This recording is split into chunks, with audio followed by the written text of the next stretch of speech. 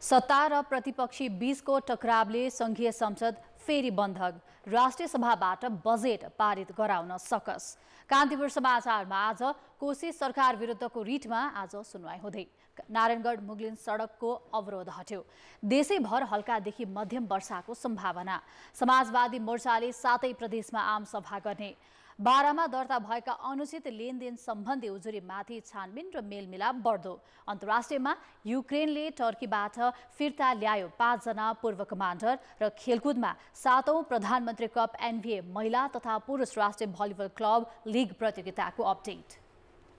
नमस्कार, अब मुख्य समाचार।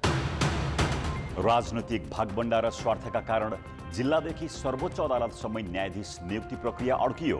प्रधान न्यायाधीशकै कार्यकाल 1 महिनाभन्दा कम।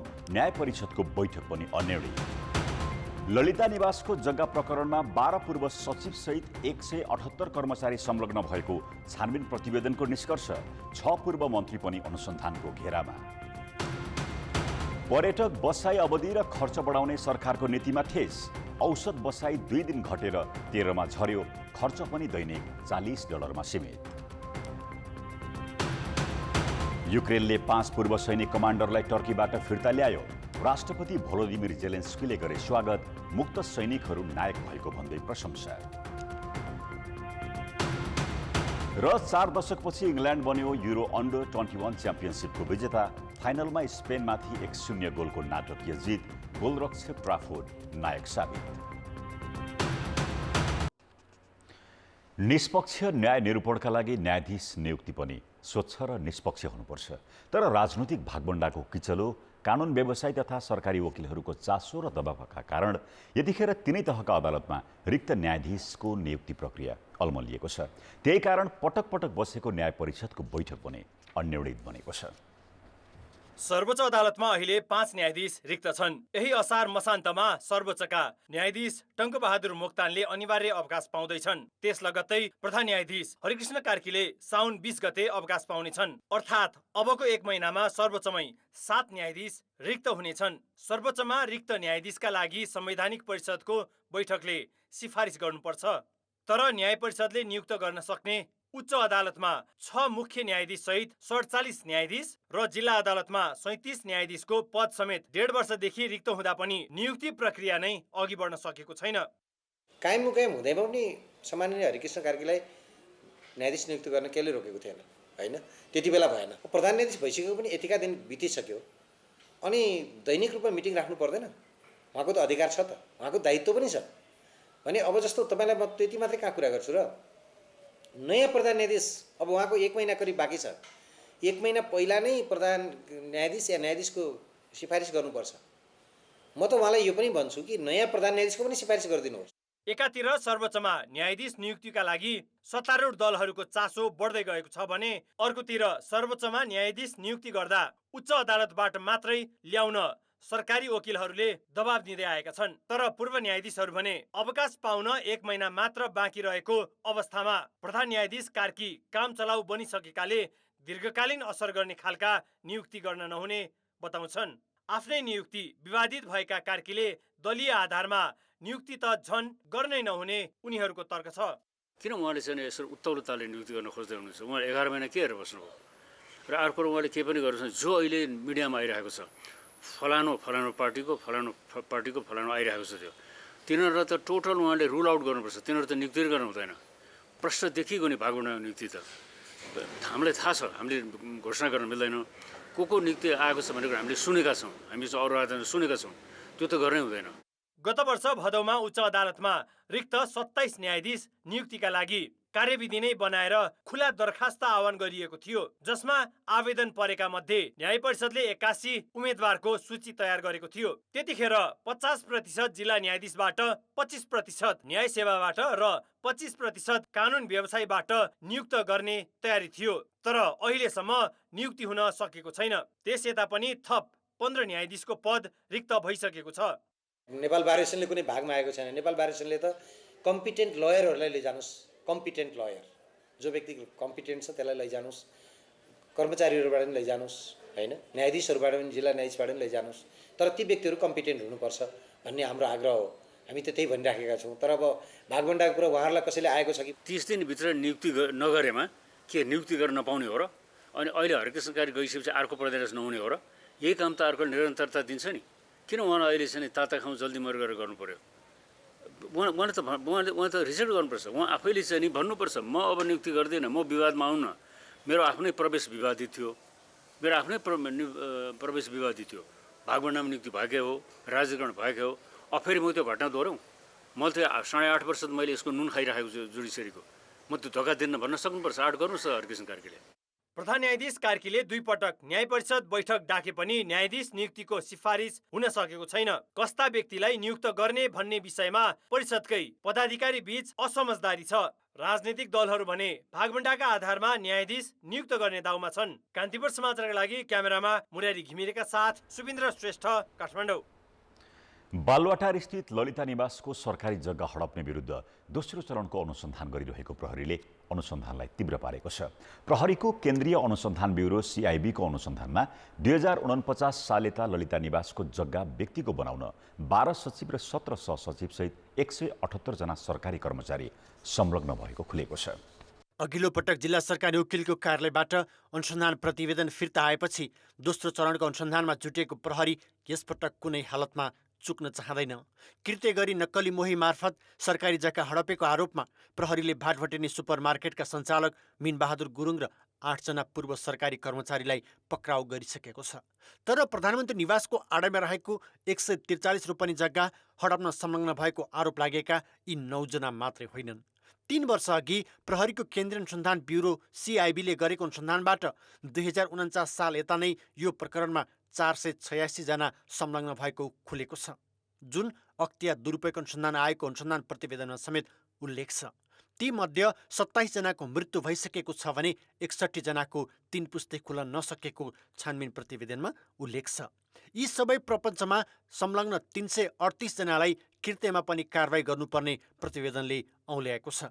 सरकारी जग्गा हडप्न 178 जना सरकारी कर्मचारी संलग्न भएको तथ्य पनि खुलेको छ, जसमा 5 कर्मचारीको मृत्यु भइसकेको छ भने 20 जना फरक फरक समयमा दोहोरिएका छन्। त्यसैले 2049 सालमा सरकारले मुआब्जा दिएर सरकारी बनाइसकेको जग्गामा नक्कली मोही खडा गर्नेदेखि बिक्री गराउन मन्त्रालय, नापी, मालपोत लगायतका जग्गा सम्बन्धी काम गर्ने सरकारी कार्यालयका 153 जना कर्मचारीमाथि कृत्यसहित ठगीमा मुद्दा लैजानुपर्ने 3 वर्ष लामो अनुसन्धानको निष्कर्ष छ। ललिता निवासको जग्गालाई व्यक्तिको बनाउन 6 मन्त्री र 4 चरणमा 12 जना तत्कालीन सचिव संलग्न भएको CIB को दाबी छ। 63 सालका भूमि सुधार मन्त्री प्रभुनारायण चौधरीको निधन भइसकेको छ भने 2066 सालका भौतिक योजना मन्त्री विजय गच्छदार, डम्बरबहादुर श्रेष्ठ, भौतिक राज्य मन्त्री सञ्जय कुमार शाह र 2069 सालमा सरकारी जग्गा गुठीको बनाउन सामाजिक समितिमा बसेर प्रस्ताव सिफारिस गरेको भन्दै तत्कालीन शिक्षा मन्त्री दिननाथ शर्मालाई पनि अनुसन्धानको दायरामा ल्याउनु पर्ने छानबिनको निष्कर्ष छ। त्यस्तै सचिवहरू छविराज पन्त, शङ्कर प्रसाद सुवेदी, युवराज भूषाल, रविन्द्रमान जोशी, नारायण गोपाल मलेगो ललिता निवास जग्गा प्रकरणमा संलग्नताको आरोप लागेका सचिवहरू हुन्।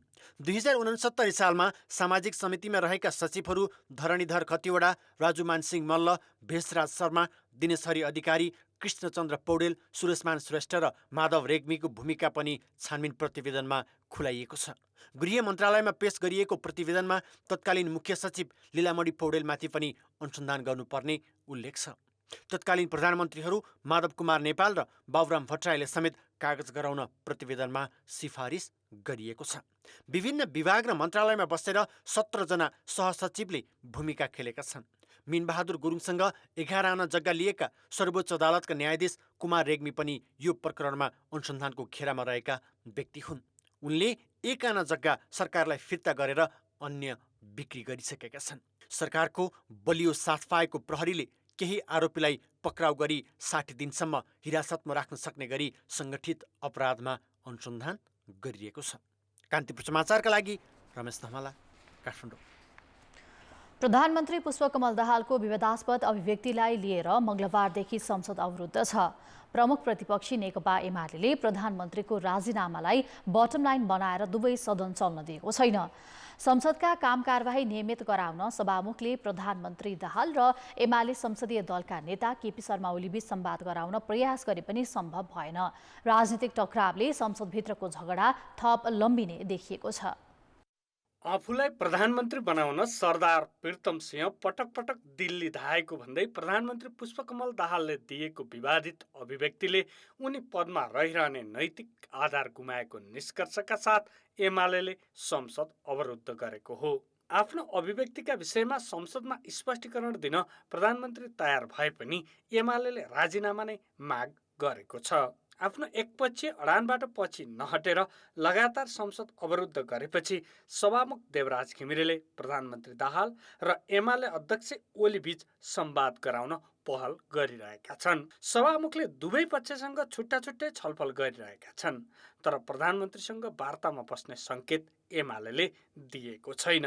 प्रधानमन्त्रीले बसेर छलफल गर्ने, आफ्नो कुराहरू राख्ने, कन्भिन्स गर्ने कुरामा तुलनात्मक नगण्ड उहाँको सकारात्मक छ। अब प्रतिपक्षको अब सत्ताले आफू बसेर विज्ञप्ति जारी गरेर बस्छन्, ठिक छ हेरौँला नि त भन्ने अलिकति उहाँहरूको त्यो खालको छ। सत्ता गठबन्धन दलले प्रधानमन्त्रीले संसदमा जवाफ दिनुपर्ने तर राजीनामा दिनु नपर्ने निष्कर्ष निकालिसकेको छ। त्यति गर्दा पनि एमाले मानेको छैन। त्यसमाथि प्रधानमन्त्रीको सचिवालयले विज्ञप्ति जारी गर्दै सदनबाट मिटर ब्याजीलाई कारबाही गर्न बनाएको कानुन पारित गर्न रोकेको, भ्रष्टाचार विरुद्धको कारबाहीलाई अवरोध पुर्याउन खोजेको भनेपछि विपक्षी झन बिचकिएको छ। यही विषयलाई लिएर एमाले नेपाली काङ्ग्रेस भित्र पनि दबाव सिर्जना गर्न खोजेको छ। सत्तारूढ काङ्ग्रेसभित्र दाहाल विरुद्धको आवाज बलियो बनाउन सके सरकार ढाल्न सकिन्छ भन्ने बुझाइ एमालेको देखिन्छ।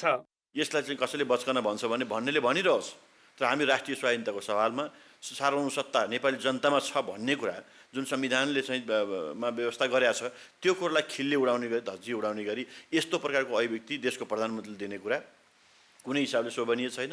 दाहालको दल माओवादी केन्द्रले भने सदनको अवरोध खुलाउन सत्तापक्षले मात्र नभई प्रतिपक्षले पनि पहल गर्नुपर्ने तर्क गरेको छ। हामीले सच्याउनु भन्दा पनि प्रतिपक्षले सच्याउनुपर्छ र प्रतिपक्षले सच्याउनको निम्ति हामी अनुरोध गर्न चाहन्छौँ कि सरकार चाहिँ बढी जिम्मेवार हुने भएको हुँदाखेरि उहाँहरूसँग चाहिँ वार्ता गरेर कुराकानी गरेर सदनलाई सुचारू बनाउनको निम्ति सरकारको तर्फबाट महत्त्वपूर्ण भूमिकाहरू हाम्रो तर्फबाट पहल गर्नेछौँ। गठबन्धनले प्रधानमन्त्रीको अभिव्यक्तिको बचाउ गरे पनि नेकपा एकीकृत समाजवादीकै केही नेता भने सन्तुष्ट छैनन्। एमाले संसद अवरोध गर्न नहुने तर प्रधानमन्त्रीले बोल्दा विचार पुर्याउनु पर्ने सत्ता सहयात्री दलका नेताहरूको प्रतिक्रिया छ। प्रधानमन्त्री अलि उहाँको भाषा अनौपचारिक छ। म प्रधानमन्त्रीको भाषा एकदमै औपचारिक, एकदमै राजनीतिक, एकदमै सोची विचारेर हरेक शब्द त्यसरी बोल्नुपर्छ भन्ने अपेक्षा राख्छु। त्यस अर्थमा उहाँले आफूलाई चाहिँ यस्तो अनौपचारिक वचनबाट चाहिँ पछाडि राख्नुपर्छ। एमालेका नेताहरूको अडान हेर्दा जसरी पनि दाहाललाई प्रधानमन्त्रीबाट हटाउने देखिन्छ। पुस 10 गते आफूहरूसँग गरेको सहमति तोडेर प्रधानमन्त्री दाहालले काङ्ग्रेससँग गठजोड गरेको रिस फेर्ने उपयुक्त मौका आएको ठाउँमै एमालेको छ। यही अवसरमा संसदमा अवरोध सिर्जना गरेर राष्ट्रिय सभाबाट बजेट नै पास गर्न नदिने रणनीति उसको छ। बजेट पास नहुने अवस्था आए सरकारले अध्यादेशको बाटो रोज्न सक्ने र सदन फेरि लामो समयसम्म विवादमै रुमलिने त होइन भन्ने आशंका बढेको छ। कान्तिपुर समाचारका लागि राजनीतिक ब्युरोको रिपोर्ट। अब जनमत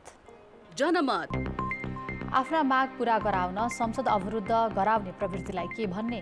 ए राजनीतिक सौदाबाजी, बी सरकारलाई दबाव र सी संसदीय अभ्यास। जनमतको अन्तिम परिणाम साँझ 8 बजेको कान्तिपुर समाचारमा प्रसारण गर्नेछौँ। कृपया NEWS न्युज स्पेस AB वा C टाइप गरी 34001मा SMS गर्नुहोला। सुक्खा पहिरो खसेपछि अवरुद्ध बनेको नारायणगढ मुगलिन सडक खण्ड गए रातिदेखि खुलेको छ। चितवनको इच्छा कामना गाउँपालिका स्थित कालीखोलामा खसेको सुक्खा पहिरो हटाएर गैराती 1:15 बजेदेखि सडक नियमित गरिएको जिल्ला प्रहरी कार्यालय चितवनका प्रहरी नायब उपरीक्षक विजयराज पण्डितले जानकारी दिए। यस सडक खण्डमा रातिदेखि थुप्रिएको सवारी साधन दुवैतर्फबाट गन्तव्यतिर लागेपछि चाप घट्दै गएको छ। केही दिन अघि 3 नम्बर पुल क्षेत्रमा पहिरो खस्दा 3 दिनसम्म नारायणगढ मुगलिन सडक अवरुद्ध भएको थियो। समाचार अझै बाँकी छन्। अब बाँकी समाचार। धौलीगङ्गा बाँध जुनसुकै बेला खोलिन सक्ने भन्दै जिल्ला प्रशासन कार्यालय दार्चुलाले सतर्क रहन नदी किनार आसपासका बासिन्दालाई आग्रह गरेको छ। भारतले पानीको सतह बढेको भन्दै पिथौरागढ जिल्ला अन्तर्गत धारचुलामा रहेको धौलीगङ्गा बाँधको ढोका जुनसुकै बेला खोल्न सकिने भनेपछि नेपालतर्फ सतर्कता अपनाइएको हो। धौलीगङ्गा नदीमा पानीको प्रवाह बढ्दै गएकाले सतर्क रहन महाकाली नदी तटीय क्षेत्रका स्थानीयलाई आग्रह गरिएको छ। नदी किनारमा नजान र सतर्क रहन जिल्ला प्रशासन कार्यालय दार्चुलाले सार्वजनिक सूचना टाँस गरेको छ। 280 मेगावाट क्षमताको धौलीगङ्गा जलविद्युत परियोजनाको बाँध प्रत्येक वर्ष वर्षाको समयमा खोलिने गर्छ। 2070 असार 2 र 3 गते 81 धौलीगङ्गाको बाँध खोलिदिएपछि दार्चुला सदरमुकाममा 100 भन्दा बढी घर बगाउनका साथै जनधनको धेरै क्षति भएको थियो। हाम्रो अहिलेको निर्वाचन सम्बन्धी कानुनमा निर्वाचनका बेला आफ्नो क्षेत्रबाट उठेका मध्ये एकलाई अनिवार्य मतदान गर्नै पर्ने व्यवस्था छ। तर अब आफ्नो क्षेत्रमा उठेका कोही पनि उम्मेदवार चित्त नबुझे राइट टु रिजेक्टको व्यवस्थासहित कानुन ल्याइँदैछ।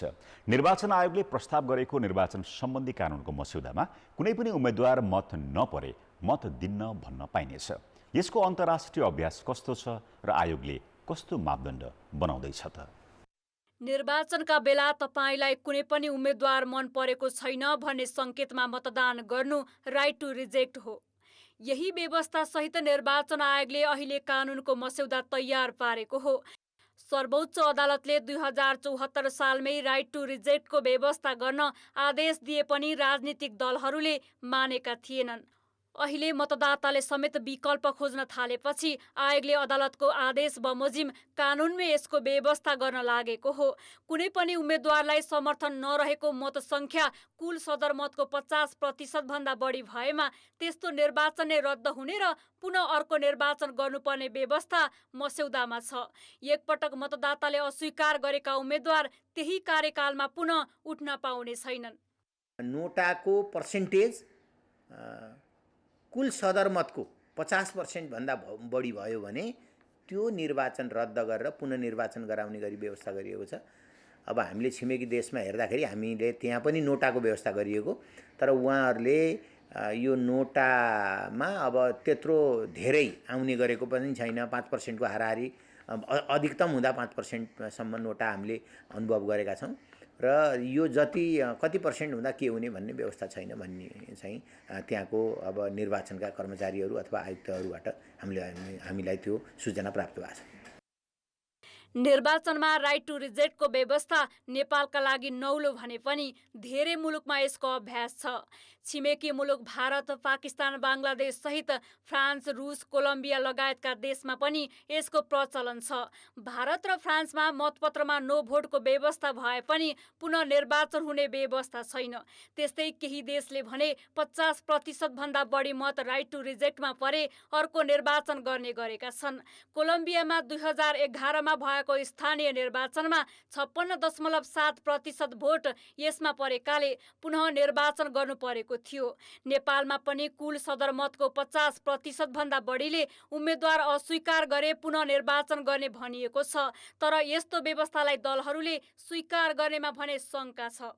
जति प्रस्तावित सुधारहरू छन् आयोगका धेरै त पुरानैदेखि हामीले एडभोकेसी गरिराखेको, त्यसबारेमा वकालत गरिराखेका विषय हुन् र हामीले होस के गर्नुपर्छ भने हामी सबैले, सिभिल सोसाइटी, मिडियाले कि यो बाटोमा आयोगको प्रस्ताव नहराओस्। त्यो मस्यौदा कहीँ गृहमा झिकिदिने, कहीँ कानुन मन्त्रालयमा झिकिदिने त्यस्तो चाहिँ नहोस्। राजनीतिक दलहरूमा निर्वाचनको नतिजा आफ्नो पक्षमा पार्ने होडबाजीका कारण जस्तोसुकै उम्मेद्वार पनि खडा गर्ने प्रवृत्ति छ। कानुनमै राइट टु रिजेक्टको व्यवस्था गर्न सकिए योग्य व्यक्तिलाई उम्मेद्वार बनाउन दलहरू बाध्य हुनेछन्। त्यति मात्र होइन, उम्मेद्वार स्वयं पनि योग्य नभएको स्वीकार गर्न बाध्य हुनेछन्। यसले मुलुकको सुशासनमा समेत सहयोग पुग्न सक्छ। कान्तिपुर समाचारका लागि क्यामेरामा सञ्जय लुइटेलका साथ अञ्जना लामिछाने, काठमाडौँ। जिल्ला प्रशासन कार्यालय बारामा दर्ता भएका अनुचित लेनदेन सम्बन्धी 3322 वटा उजुरीमाथि अघि बढेको छानबिनले पीडितहरूका समस्या सल्टिँदै गएका छन्। सहायक प्रमुख जिल्ला अधिकारी कृष्ण प्रसाद आचार्यको नेतृत्वमा गठन भएको छानबिन समितिले उजुरीको आधारमा पीडित र पीडक दुवै पक्षलाई राखेर छलफल गराएपछि 260 वटा मुद्दामा मेलमिलाप भएको छ। मिटर ब्याजीहरू विरुद्ध जिल्ला प्रशासन कार्यालय बारामा दर्ता भएका उजुरीमाथि छानबिन सुरु भएको छ। छानबिनको क्रममा महागढीमाई नगरपालिका 10 गञ्ज भवानीपुरका मन्जु देवी शाहले छोरीको बिहे र छोराको उपचारको लागि छिमेकीसँग लिएको 2,50,000 रुपैयाँ ऋणको 35 लाखको तमसुक बनाएको भेटियो। त्यसपछि प्रहरीले दुवै पक्षलाई राखेर छलफल गराएर कानुन अनुसारको ब्याज सहितको रकम तिर्न लगायो। अहिले मन्जु देवीको समस्या समाधान भएको छ। पूरे लाख रुपया दे देनी, मीटर ब्याज के फॉर्म भरनी, कहनी रुपया हमारे दिल जमीन फुकवा कर कहे ना करम आरो रुपया दे 5 लाख आरो दे। हम कहे खाएला तो घर में होइले नहीं तो रुपया कहाँ से दी, कहे ना छोड़म धमकावे डेरवावे रोज मारे के कहे घर में से निकाले कहे तुम किडनी बेच के दे। तो मीटर ब्याज में फार्म भरनी यही नहीं बोला के तो कहते नहीं खिले रुपया प्रमाण धैले रहनी तो प्रमाण देखनी तो यही में ओकरा के बोलावट भइल। 2072 सालमा जग्गा नामसारी गरिदिएर फेटा 7 का गोपाल शाह तेलीसँग 8,30,000 ऋण लिएका कलैया 10 का मोहम्मद नईम अन्सारीले पटक पटक गरी 11 लाख रुपैयाँ भन्दा बढी रकम बुझाउँदा पनि शाहले जग्गा फिर्ता नगरेपछि अनुचित लेनदेनमा उजुरी गरेपछि समितिले उक्त जग्गा फिर्ता गराएको छ। मिटर ब्याजी सम्बन्धी उजुरी दिएको थिए, त्यहाँ प्रहरीबाट उसलाई बोलाउन लगाइयो अनि वहाँ आएर यहाँ हामीहरूको छलफल भयो। छलफलमा हामीहरूको त्यो समस्या समाधान भयो। त्यस्तै सुवर्ण गाउँपालिका 6 धरमनगरकी इन्दु देवीले छोराको बिहेका लागि जग्गा पास गरिदिएर छिमेकीसँग लिएको 1 लाख रुपैयाँ ऋण तिर्दा पनि साहुकारले जग्गा आफ्नै नाममा राखेको उजुरीमा समितिले छानबिन गरी उनको जग्गा फिर्ता गराएको छ। शुक्रबारसम्म यस्ता प्रकृतिका 260 वटा उजुरीमाथि छानबिन गरी मिलापत्र गराइएको छ।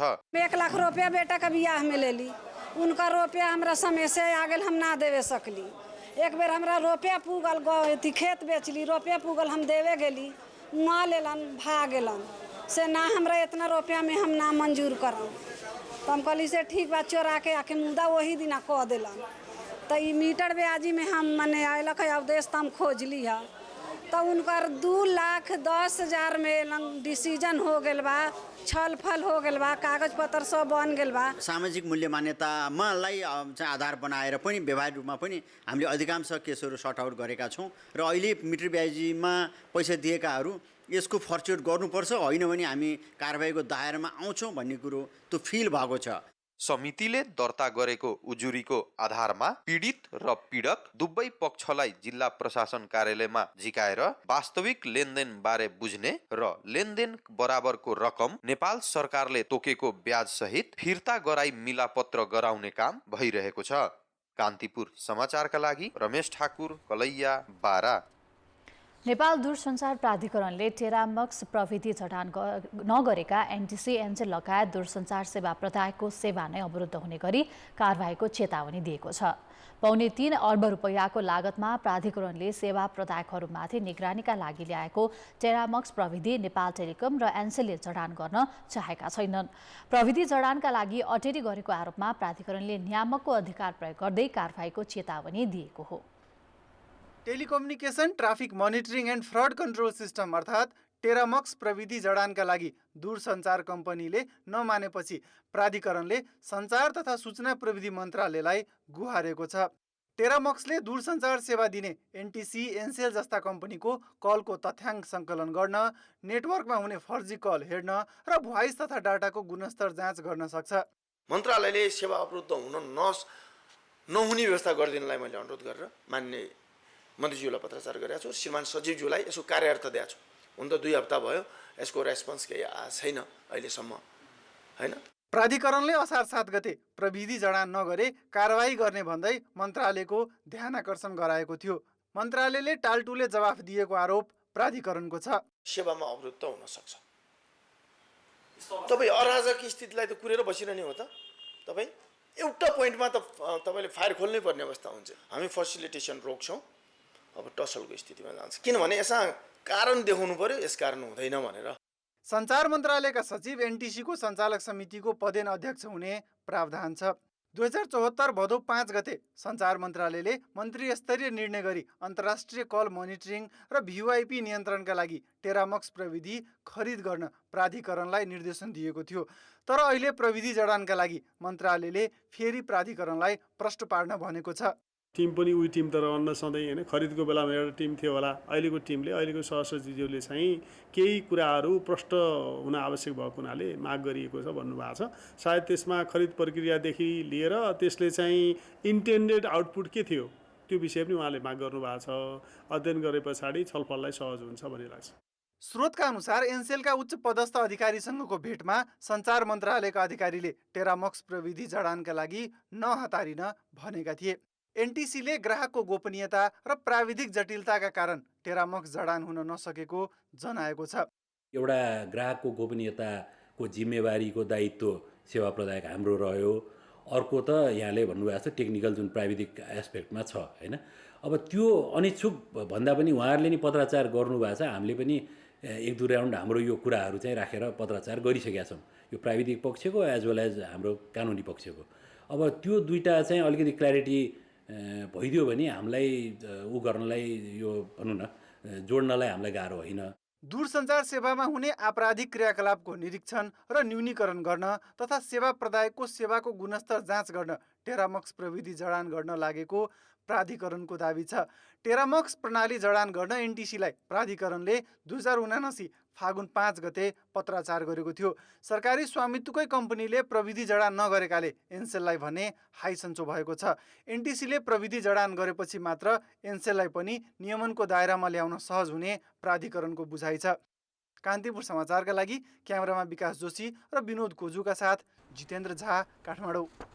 आर्थिक र अन्तर्राष्ट्रिय समाचार हामीसँग बाँकी नै। अर्थ र विकास। सरकारले पर्यटन क्षेत्रलाई प्राथमिकतामा राखेको छ। कुल गार्हस्थ उत्पादनमा पर्यटन क्षेत्रको योगदान 10% पुर्याउने लक्ष्य समेत सरकारको छ। त्यसका लागि बढीभन्दा बढी पर्यटक भित्र्याउने र खर्च गर्न लगाउने नीति लिएको छ। तर त्यस विपरीत नेपाल भित्रिएका पर्यटकको बसाइ अवधि र खर्च घट्दो छ। तपाईलाई लाग्ला नेपाल घुम्न आउने पर्यटकले दैनिक $100 खर्च गर्छन्, तर सुन्दा अचम्म लाग्न सक्छ नेपाल आउने पर्यटकले औसत $40 मात्रै खर्च गर्ने गरेको तथ्याङ्क छ। छिमेकी देश भुटानले गुणस्तरीय पर्यटक भित्र्याउने नीति लिएर $500 बराबरको प्याकेज खरिद नगर्दासम्म प्रवेशाज्ञा नै दिँदैन।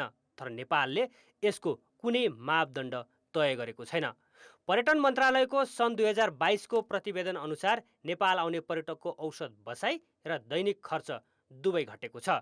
पर्यटकको बसाइ र दैनिक खर्च बढाउने सरकारको नीति भए पनि बढ्नुको साटो झन घट्दो छ। सङ्ख्यात्मक हिसाबमा चाहिँ हामीले पर्यटक सङ्ख्या बढाउने भनेर लागेका छौँ, तर गुणात्मक हिसाबमै पर्यटक सङ्ख्या बढाउनुपर्छ। खास गरी थोरै पर्यटक आए पनि उहाँहरूले यहाँ खर्च गर्ने चाहिँ एउटा त्यसको आकारलाई बढाउन सकियो भने थोरै पर्यटकबाट पनि हामीले अब एउटा राष्ट्रले धेरै आम्दानी गर्न सक्छ र त्यसले एउटा राष्ट्रिय अर्थतन्त्रमा पनि टेवा दिन सक्ने हुन्छ। पर्यटनबाटै आर्थिक समृद्धि देखेको सरकारले पर्यटक आकर्षित गर्न न प्रचार प्रसार गर्न सकेको छ, न त भित्रिएकाहरूको बसाइ नै लम्ब्याउन।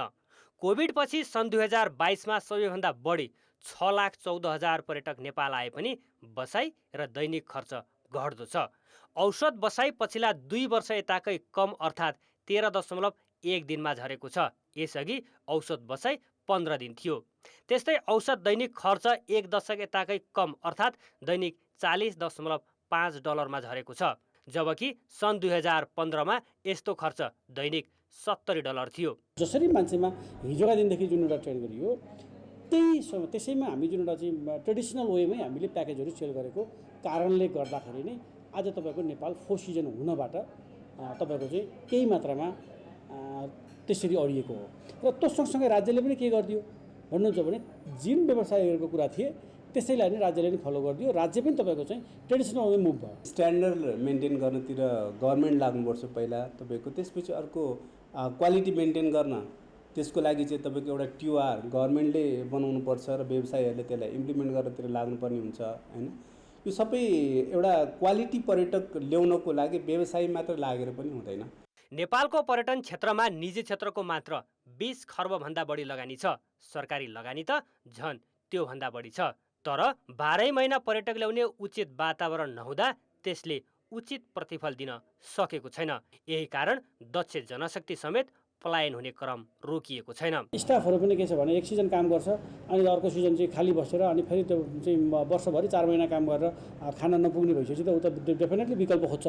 अब त्यो विकल्प कि त चाहिँ जो एउटा चाहिँ जसकोमा जुन संस्थामा जब गरिरहेछ उसले कि त वर्षभरि नै पे गरेर राख्न सक्नु पऱ्यो, त्यो पनि क्षमता राख्दैन। त्यो भइसकेपछि के भने हामीले चाहिँ वर्षै पछि हाम्रो प्रोफेसनल स्टाफहरू गुमाउने दिनदिनै तपाईँको बढेको छ।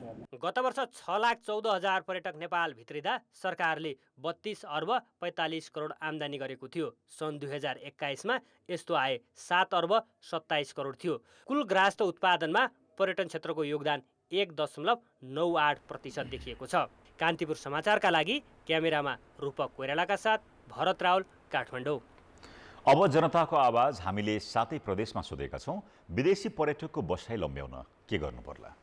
जनताको आवाज। यहाँको हेरिटेज साइटहरूलाई अझै फस्टाउनु पर्यो, सरसफाइमा ध्यान दिनु पर्यो। पर्यटक मार्फत नै पर्यटन प्रवर्धन गर्ने वातावरण मिलाउनु पर्यो। राम्रो आतिथ्यता हस्पिटालिटी पुर्याउन सकियो भने पर्यटकलाई केही न केही रूपमा बढी लम्ब्याउन सकिन्छ। संसार छ अनि अरू नेचुरल पर्यटकीय स्थानहरू पनि छन्, तिनको पहिचान गरेर सबैभन्दा सुरुमा तिनलाई डेभलप गर्नु पर्यो। फ्रीमा बोलाएर 6 महिना 1 वर्ष 2 वर्ष अनअराइभल भिसा पनि लामो समयको दियो भने बल्ल उनीहरू आएर बस्न सक्ने अवस्था हुन्छ। हाम्रो यो पुरानो कला संस्कृतिहरूलाई पनि जोगाइराख्नु पर्यो। पर्यटनसँग सम्बन्धित सङ्घ संस्थाहरूले पनि प्रचार प्रसार गरी पर्यटकभित्र आउन सकिन्छ। बास गराजको राम्रो व्यवस्था हुनु पर्यो। होटललाई व्यवस्थित र टुर गाइडको समुचित व्यवस्था गर्नुपर्छ। नेपालीहरू चाहिँ इमान्दार छन् भन्ने उनीहरूको मनमा यो कुराहरूलाई राख्न सक्नुपर्ने हुन्छ। पर्यटक स्थलहरूको प्रचार प्रसार हुनु पर्यो। सहज र सस्तो र जति राम्रो सरसुविधा भयो पर्यटकहरू त्यति बढ्ने। कार रेसिङको लागि हुनसक्छ, घोडा दौडको कार्यक्रम हुनसक्छ। त्यस्तै विभिन्न किसिमको स्पोर्ट्सहरूलाई नेपालमा नै हामीले गराउन सक्यौँ, अन्तर्राष्ट्रिय रूपमै गराउन सक्यौँ भने खानपिनको पनि उनीहरूलाई राम्रो व्यवस्था गर्ने। उनीहरूले खोजेको चाहिँ सुविधाहरूमा चाहिँ हामीले ध्यान दिन सक्यौँ भने पक्कै पनि हामीले विदेशी पर्यटकहरूलाई चाहिँ लामो समयसम्म हाम्रो यहाँ चाहिँ टिकाउन चाहिँ सक्छौँ। दक्ष तरिकाले बताउन सक्ने गाइडहरूको पनि एउटा जरुरी छ। राम्रो व्यवहार गर्नुपर्छ, राम्रो बोली वचन राख्नुपर्छ। उनीहरूको सोचाइलाई हामीले बुझ्न सकियो भने मात्रै हामीले उहाँहरूलाई चाहिँ नि हामी बसाउन सकिन्छ। खानाहरूलाई पनि धेरै महँगो भन्छन् त अब उनीहरूले त, त्यसलाई चाहिँ अलिकति मिलाएर उनीहरूलाई कसरी सहज हुन्छ त्यो वातावरण चाहिँ मिलाउनु पर्यो। सांस्कृतिक कार्यक्रम गरिदिँदाखेरि उहाँ पर्यटकहरूलाई चाहिँ मन लभ्याउँछ। शान्ति सुरक्षा पनि राम्रो तरिकाले गर्नुपर्ने हुन्छ। प्राकृतिक सम्पदाहरू सबै जोगाएर राख्नु पर्यो। ट्रेकिङ टुरिज्मलाई अलिकति प्रमोसन गर्नु पर्यो।